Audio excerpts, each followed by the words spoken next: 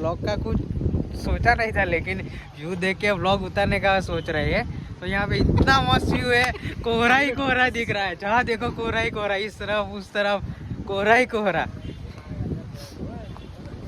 तो गाइस ये जयराज है, जयराज मेरा दोस्त है, बहुत पुरानी दोस्ती है हमारी। तो इस तरफ कोहरा आ रहा है और कोहरे के साथ बारिश भी आ रही है। तो आप लोग देख सकते हो बारिश होने लगी है और हमको भागना पड़ेगा। तो गाइस भागो भागो भागो भागो भागो भागो भागो।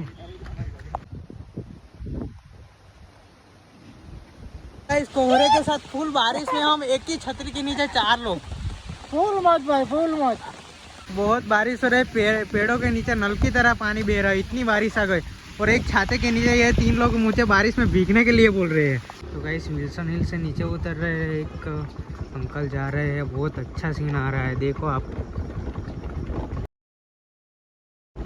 कोहरे के साथ